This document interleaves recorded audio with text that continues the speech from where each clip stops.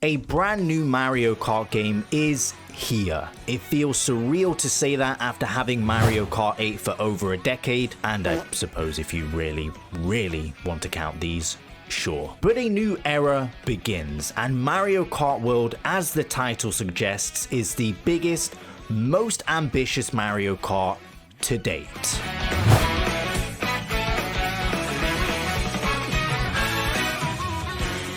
The biggest change and the thing that excited me the most, apart from Cal, has to be the open world. Previously with Mario Kart or any other kart racer, you'd just select a track and race in it. There wouldn't really be any connection there, that was just the standard. But in World, every single track connects in one huge map, and instead of magically teleporting to the next course, you drive there. Such a simple yet amazing idea to have all of these linked together to make the world feel more immersive. The free roam mode is accessed by simply pressing the plus button on the menu, taking you straight into the action. Nice and seamless, allowing you to explore the open world whenever you please. I really appreciate this as it lets you just slow down and take in the sights. When you get to slow down and take in the view, you truly appreciate how massive this world really is and how beautiful it looks. I've already found a bunch of Easter eggs and I'm sure we will continue to discover them as time goes on. The free roam mode has changed how I play Mario Kart. Before, I would have to be in the mood to do a race and get competitive, and I can still do that, but now I can also enjoy a relaxing drive and play at my own pace. There's plenty to keep you busy around the world, such as these mini missions like the P-Switch challenges, or even finding various collectibles like the Peach medallions, the kart stickers which you can get from doing different tasks, and then you can even equip them to your kart. Some of these are really cool. I only wish that you could equip more than one, because sometimes I just can't pick which one to have. There's also the question panels as well, and some of these missions and collectibles can be quite tricky to do. Photo mode is also a welcome feature in this game, as it allows you to take pictures of a cool location you found or even together with friends. There's even areas you can access on a course that you wouldn't be able to during a normal race, or even areas that aren't even a part of any track in general, like just riding on the waves and doing tricks on them. This makes me really miss Wave Race. I will say it is quite a shame that free roam mode with friends is kind of watered down a little bit, as this was heavily advertised as a big feature. It feels like a waiting lobby more than anything, as you can't really do challenges together, which is a shame, but it is still cool you can drive around together, I suppose. Like with any open world game, there is a map you can access and use this to navigate your way around, or even fast travel to different locations, or use this as a way to quickly switch characters. The map itself is very simple and isn't the best for locating the different collectibles. I believe the simple look was deliberate though, to not overwhelm the casuals, but an option to turn this on and off like most other open world games would have been a nice feature. What's great about this game is not only are there day and night cycles in free roam and standard races, so you can see tracks like Shy Guy Bazaar in the day for the first time, which was originally intended for Mario Kart 7, but there is also dynamic weather, so it could randomly just start pouring it down with rain, or a giant tornado could appear out of nowhere. But this isn't just a visual thing, this also impacts how the game goes, how you drive. This means every course in the game won't just be stuck at the same time of day, but can appear in the day, night, sunset, etc. Multiple weather effects changing how the course feels. This adds so much to the game. I've wanted a day and night cycle and different weather changes in a Mario Kart game for so long, and I'm so glad it is finally here. As I'm sure you know, Mario Kart games are notorious for having incredible soundtracks. Mario Kart World, thank goodness, is no different, and even takes it a step further. When free roaming, you will hear tracks not just from the Mario Kart series, but remixes of music from all kinds of Mario games, some you would never expect to see. There are beautiful remixes of Gusty Garden from Mario Galaxy, or Bob on Field from Mario 64. This is one of my favorite remixes of this track. Dire Dire Docks has a beautiful rendition here. They even have Mario Sunshine tracks, 3D World, Odyssey, even tracks from games like Mario Maker, Mario Paint, Captain Toad. Like seriously, why does the Mario Maker menu music or the creative exercise music from Mario Paint go so hard in this game?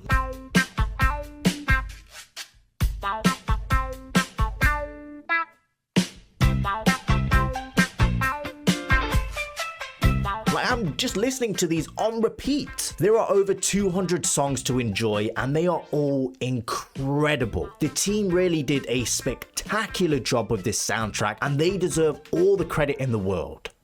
No pun intended. I am going to have a blast listening through this soundtrack on repeat, and there is so much to enjoy about the free roam mode and the open world in general. It is insane that I am talking about Mario Kart like it is any other open world game, but here we are, and I am all for it. The character roster in Mario Kart World is also impressive, not because of the size of it, but because of how unique and wacky it is. There are 50 playable characters. The standard Mario, Luigi, Bowser, Yoshi, and Toad are all here. They also brought back unlockable characters too, which I really appreciate as it's always rewarding to unlock a new character and it's something nice to work towards. But where this roster gets wacky are the races you would never expect to see in a Mario Kart game. Parabidibud, Stingbee, Cataquack, Fishbone, Sidestepper, Penguin, Conkdor, and the iconic Cow are all playable characters. And we've got to shout out my boy Pianta. I'm so glad Pianta and Cataquack are here. Any Mario Sunshine representation we can get,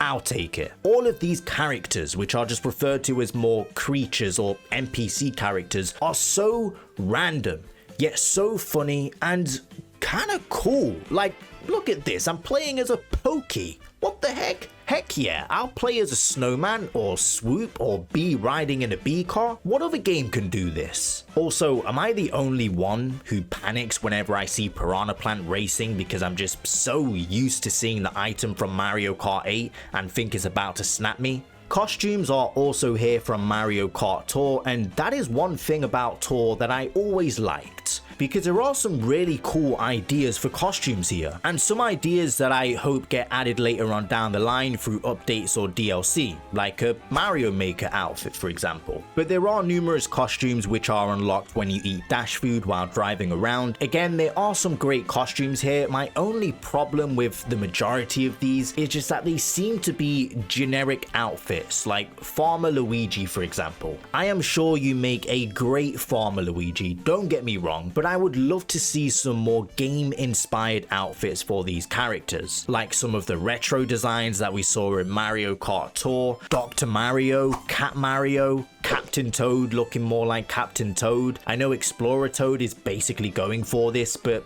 still, for some reason, it's kind of different. I don't know why they changed it. Or how about some of the outfits they wear from the sports games? There are endless ideas here, and I'm sure Nintendo will continue to update them as time goes on, like they did with Tour. My other issue with costumes is how they are displayed as completely different entries on the character select screen. It feels like they did this just to inflate the screen so it looks like there are way more characters than they actually are, which they didn't really need to do. There are lots of characters available here, so things didn't need to be inflated, and it would look so much neater and easier to access if all of the costumes were equipable when you select the character, just like they did in Mario Kart 8 when selecting Yoshi or Shy Guy. I can only imagine if they are going to add more costumes, this is just going to get worse and worse over time, and it really does make it a pain in the backside to pick a character or costume you are looking for. There are also some characters missing that I am kind of surprised about, such as Diddy Kong, Funky, the Koopalings. And look, I love Swoop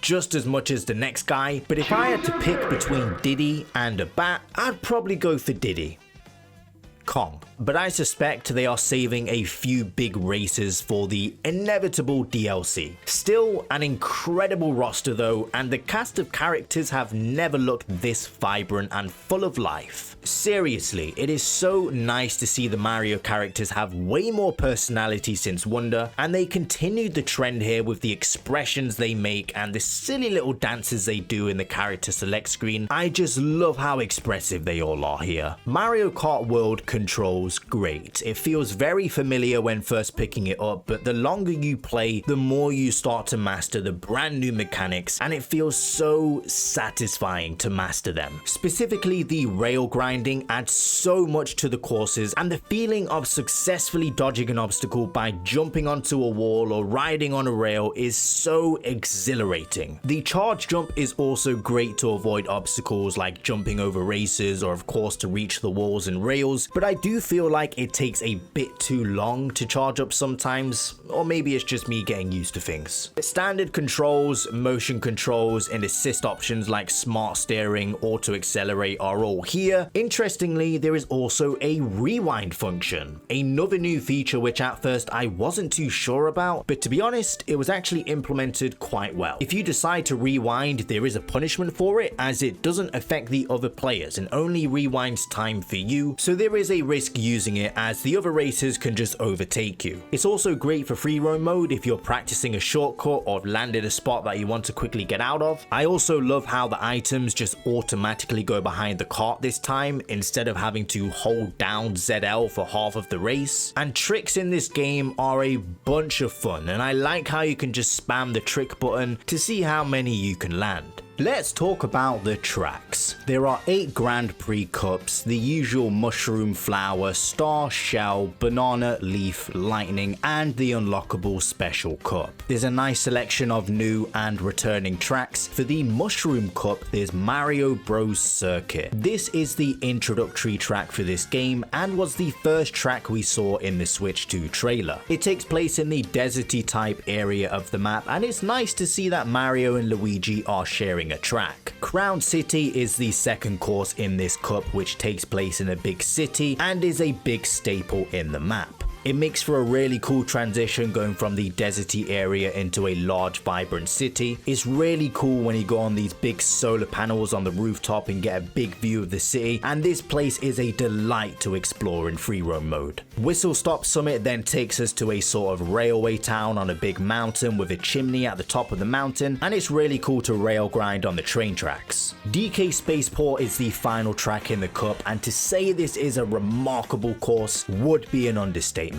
This is easily in my top 5 favorite courses in the game, and majority of them are pretty solid in my eyes. There's just so much going off on this track compared to the others, with it offering multiple sections, and the callbacks to the original Donkey Kong arcade game are a neat little touch. You'll find a robotic DK throwing barrels at you and you having to avoid them and switching between rails, which is a really cool way to get used to the rail grinding mechanic. The visuals are just stunning here, and the music being a recreation of the original DK arcade theme is awesome, especially the hammer music playing in the final lap is a really cool touch. Such an amazing track. For the Flower Cup, all of the tracks are returning courses from past games, like Desert Hill from Mario Kart DS, which definitely features a lot less hills from the original, which is a strange decision as it's literally in the title of the track. Shy Guy Bazaar returns from Mario Kart 7. As mentioned earlier in the video, with the day and night cycle being here, it means we can see this track in the day for the first time instead of it just being permanently at night. While the vibes of this track are definitely better at night, being able to see it in the day is really cool. And I just love this huge open bit in the middle of the track. You do see this with quite a few courses in this game, these huge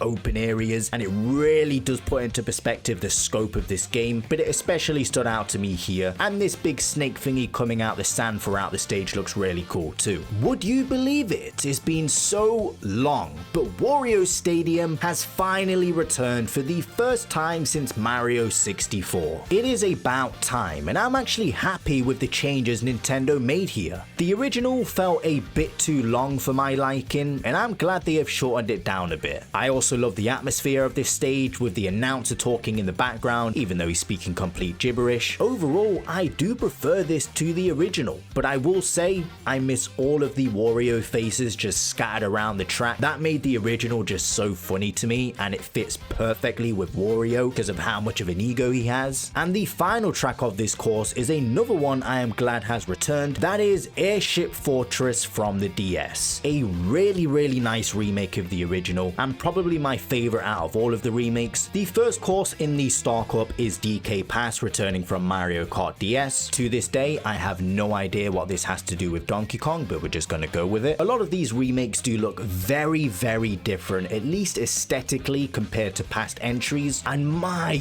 goodness, is this a gorgeous looking track. Like, I barely recognized it from the original. The only thing that is somewhat similar is the track layout, but it makes sense. They need to add a lot more details, and the aesthetic for this game is completely different to Mario Kart DS, but this is such a beautiful track. Speaking of beautiful tracks, Starview Peak is another new track in the icy region, a very Mario Galaxy-esque style track, as the building looks very similar to the Comet Observatory, and the detail when riding on the sparkly icy path is absolutely beautiful. Surprisingly, Sky High Sunday is back from the Booster Course Pass DLC, and yeah, I was not expecting to see this one here. This is so funny because I know this track was a bit of a meme. I personally thought it was kind of a fun track and just embraced it for what it is, but I know so many people dislike this course and would have not expected to see it come back this quickly. And I'm sounding like a bit of a broken record here, but it really does look beautiful now and doesn't suffer from the Mario Kart Tour graphics a lot of the Booster Course Pass tracks had. Wario Shipyard is also here, and another great remake, the main difference with this course being the lack of underwater driving, as now your kart just turns into a jet ski and just rides on the waves. Which one do you prefer? Do you miss going underwater, or do you like just riding on top of the waves? The Shell Cup's first track is Koopa Trooper Beach from the original game on the SNES. I kind of wish with this one that they combined both the first and second track from Super Mario Kart like they've done with past tracks from that game. So it's a bit of a shame that they didn't really expand on this one, because it does look really nice and the music slaps too, but it is a bit boring, to be honest. I do love the start and finish line with the Koopa on the DJ set and the big Koopa balloon in the sky, making this like a beach party type vibe. I get the game does need shorter courses like your baby parks, but this one could have been a bit better in my eyes. The rest of the tracks for this cup are all new to the game, with Faraway Oasis being next.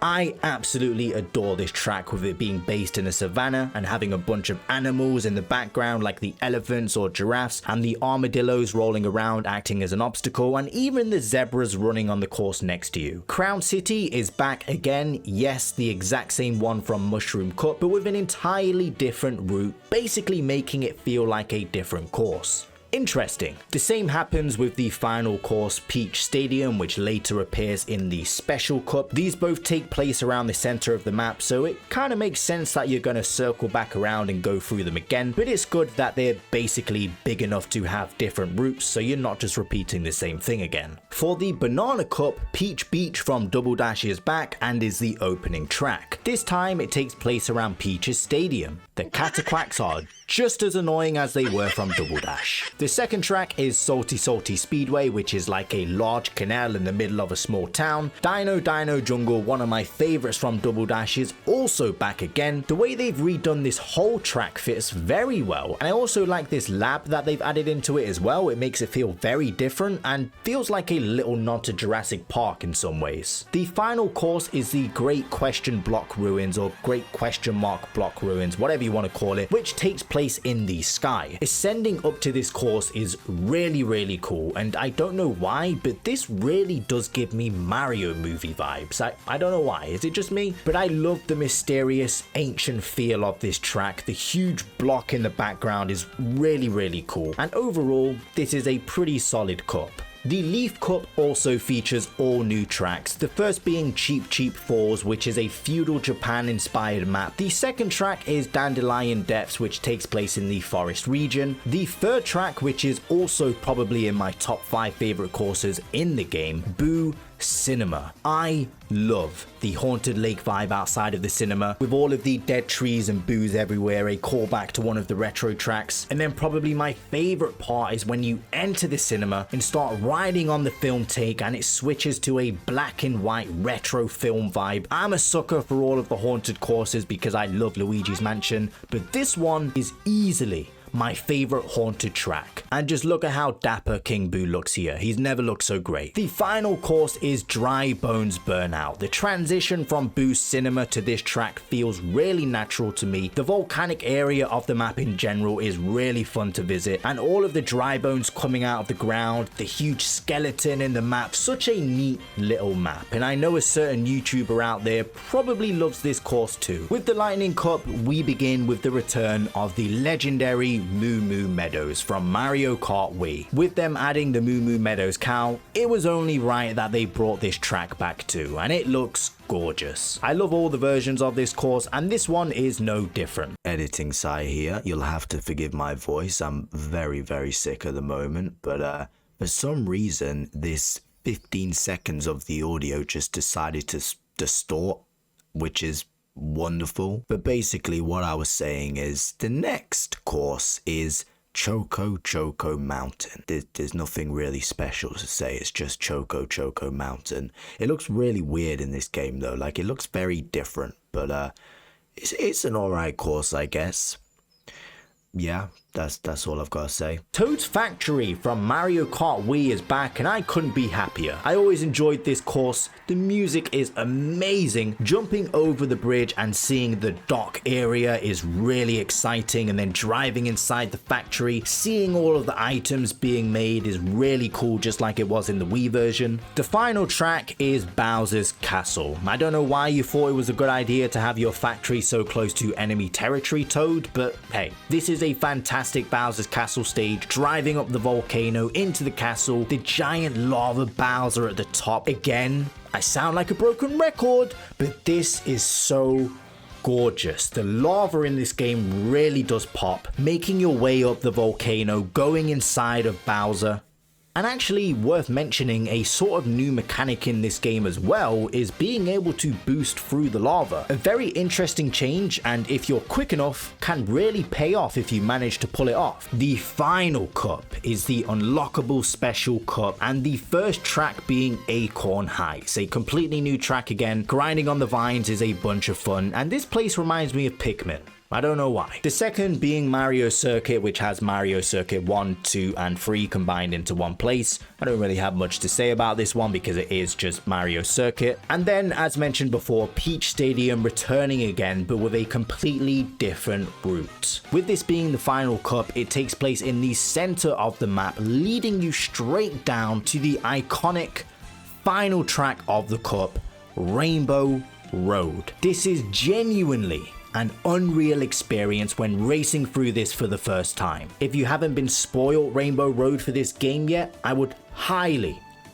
recommend going to the next section so you can experience it for yourself for the first time, because this is unlike anything you have seen for a track in a Mario Kart game before. Leaving Peach Stadium, you head through the ocean, approaching a giant floating star. You then fly up through a rainbow, the screen turns white, and then slowly reveals the iconic Rainbow Road with the world showing below. This is a nice familiar section similar to the other Rainbow Roads we all know and love, but as you progress you'll enter another section. This area looks similar to the Star Peak view with the beautiful sparkly water and the lumas in the background, but it keeps going. Easily my favorite part of this course is this really cinematic scene when you jump the ramp, the camera flips and you see the earth below while gliding down towards it. As you head back onto the rainbow path, there's a train that will zoom by with the flipping robot Donkey Kong on it, one of the dinosaurs from Dino Jungle, a bunch of toads and penguins. What even is this train and why aren't I on it? This track is just pure cinema. It just keeps getting better and better, and there's so much going on in the background. It's the perfect track to end off the game. It's jam-packed with references to past Rainbow Roads and feels like a love letter to Mario Kart as a whole. There are lots of modes packed into this game. We have the typical Grand Prix, time trials, versus race, and the unlockable mirror mode. We've already discussed the free roam mode, of course, and there's also battle mode. Disappointingly, only balloon battle and coin runners are here. They're fine, I do enjoy them, but I really wish they included some of the modes from Mario Kart 8 Deluxe, like the Renegade Roundup and Shine Thief. It would also be nice if we had some exclusive battle mode tracks that we had in Mario Kart 8 Deluxe as well. That would still be a part of the open world map that you could visit at any time, but at least battle mode is still here. The star of the show for me though has to be Knockout Tour. This is so much fun and should be a standard mode in all Mario Kart games going forward. There are different checkpoints throughout the race and you get eliminated if you are in the last 4. It really gets your heart racing when you are in that final 4 or close to it and are pushing to escape, and I love how the race just continues on. It is a blast to play online as well against actual players as it gets way more difficult, and I would truly recommend trying this. 200cc is missing from Worlds. We have just the usual 50, 100 and 150cc present. Now I did enjoy 200cc, but it definitely wasn't my main choice as a lot of the tracks felt like they just weren't designed with 200cc in mind back in Mario Kart 8, and things could get a bit too chaotic. However, with all of the tracks in Mario Kart World being designed with 24 players in mind, they are naturally a lot bigger than the tracks in Mario Kart 8, so maybe 200cc would feel a little more fluid here. It would be nice to receive it in a free update at some point like we did with Mario Kart 8, and they did say they aren't opposed to bringing it back, so who knows. Online is just as chaotic as you can imagine with 24 players. From my experience so far, it has ran pretty much fine, and it's a nice touch to be able to explore the world with other players in between races. You can see how crazy things get just from my gameplay alone. I mean, look, here we have a tornado swooping everyone up, items flying everywhere, people hopping in boats, the true Mario Kart experience on steroids. The item selection in World is impressive. There are new items such as the coin shell, which leaves a trail of coins behind when throwing it. Speaking of coins, the max number you can collect now is 20, and they give you a small boost and increase your top speed as you collect more like before. Can you hear that my voice is going? I'm so flippin' sick right now. This video is sponsored by water. Remember to drink plenty of water.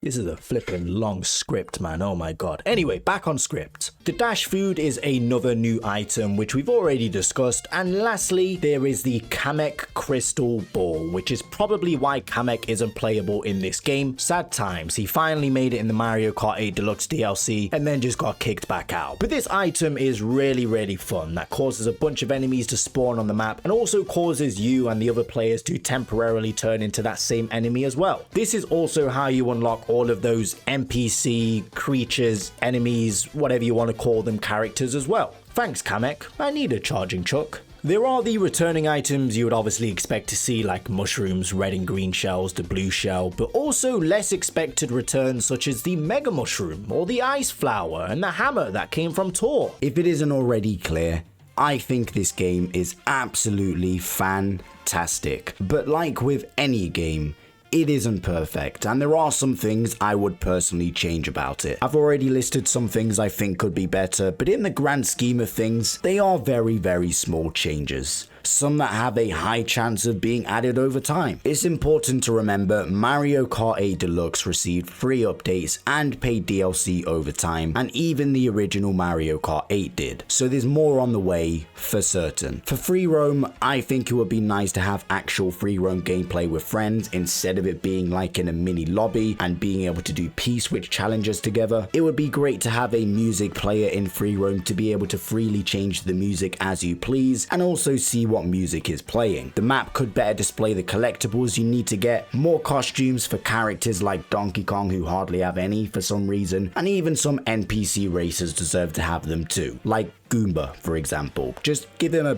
little hat or something. I'm already confident we will get more costumes over time though, along with some more characters. I've seen many people say that they want online to have just 3 laps or at least have it be consistent. I understand that point of view if you just want to play a quick few games but get stuck on DK Spaceport that has 8 laps. It can be a bit of a pain, but honestly, I just think that the different laps and the routes between laps is something we will get used to over time. I do wish that we did spend more time in the actual courses themselves, especially in the Grand Prix, because it feels like most of the time we're only there for 1 or 2 laps, with the route leading to the track and the route leading out of the track taking up a lap each. It is going to take a bit of getting used to, but when I arrive at one of my favorite courses like Toad's Factory, for example, and I'm only there for 1 or 2 laps, it is a bit unfortunate, and it does feel like a lot of the time we're spending it on highways or making our way to the next track and not spending much time there. I think it's just, again, something we're so used to with the old games, but I'm still sort of adapting to it and getting used to it myself. Again, I think it works perfectly for Knockout Tour, but for Grand Prix, I do understand where people are coming from. 200cc returning would also be cool, but again, in the grand scheme of things, most of these problems are easy to fix. I'm sure we will get free updates to add things like 200cc, basic quality of life improvements, and maybe a few free costumes. I'm even more sure that we will get paid DLC with more characters, courses, and costumes that will be a part of that. I do feel like people are looking at this game under a extra large, super duper microscope and finding the smallest of issues. When you price the game like this, fair enough. People are going to be a lot more critical because they're asking themselves, does it justify the increase in price? And it has been the first new Mario Kart game in a very, very long time, and Mario Kart 8 Deluxe had so much content after we got the booster course pass, so people are going to be way more critical than if it was just a standard $60 release for a game that we get somewhat regularly. So that is Mario Kart World,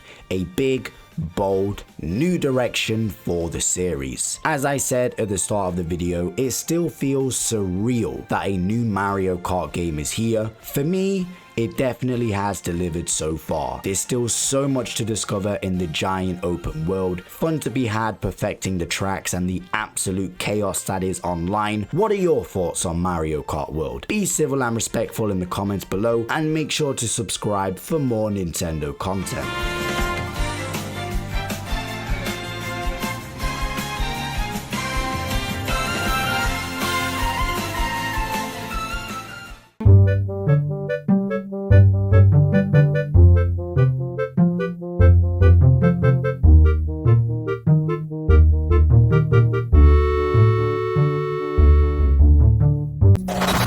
Sunrise.